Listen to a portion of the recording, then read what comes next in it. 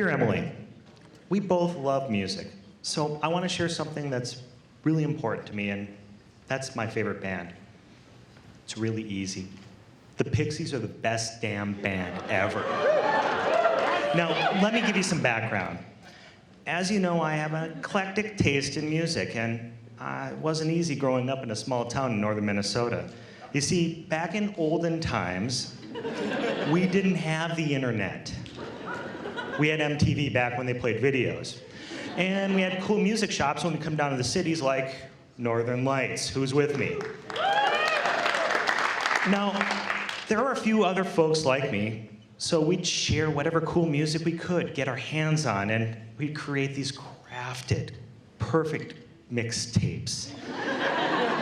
Each song telling a story wrapped in original cover art that would rival the work of Bansky.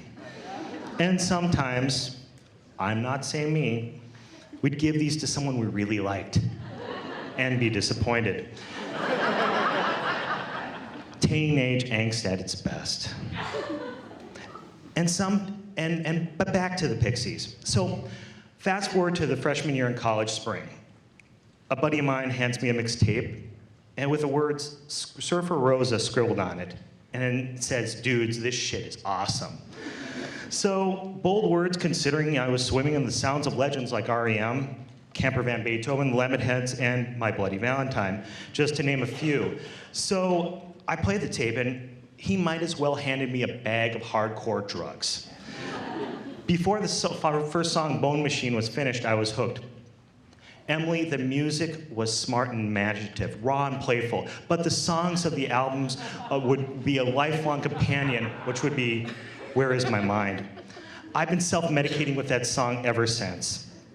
Now, I wish those words, the words, that would describe, the Pixies held nothing back. They were kitschy and raw. They had so many musical styles, and yet had an amazing signature song. And you'd know if you heard the Pixies if you heard their song. Now, I know it's funny, but sometimes I would close my eyes thinking I was Black Francis singing the most imaginative lyrics ever, and fearless and invincible. And you see, I wanted that sense of courage, the absolute commitment into something I loved. Now, Emily, I know we spent most of our lives apart in different states, and I would think about you constantly, and I would struggle to find who I was during those 20s and 30s.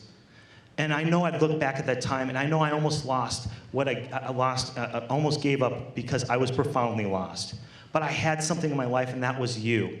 And I scratched and clawed together in order to basically get to the idea that it found my footing and started a business and worked with really smart folks and created something amazing together. As I saw you grow into an amazing rock star that you are today, I am humbled and grateful, and every loving moment and every atom in me loves you very much because you're a daughter who's very simple and beautiful. Now, I had a complicated relationship with my father, who I loved very much. And when he told me that he had cancer, the prognosis was not good. 1 year. I spent that last year learning more about my father than I did in the first 43 years prior. I asked him questions and burned the answers into my memory because I did not want him to be forgotten. I sought comfort during those drives between Minneapolis and Grand Rapids, finding a few moments of peace, medicating myself with the music I loved. I was fortunate to spend the last few days of his life sharing that with him and sharing how much I loved him and hearing those same words back from a man whose love I craved. I realized that it takes courage to love and to be loved, and yet so goddamn simple. My advice to you, Emily, is this: tell fear to fuck off. Embrace and savor life. Love what you do. Explore what drives you. Take the risks in the imagination. Never stop being curious, and see failure as an opportunity to strengthen your muscle memory. Most importantly, love. Understand every meaning what those 4 letters can create.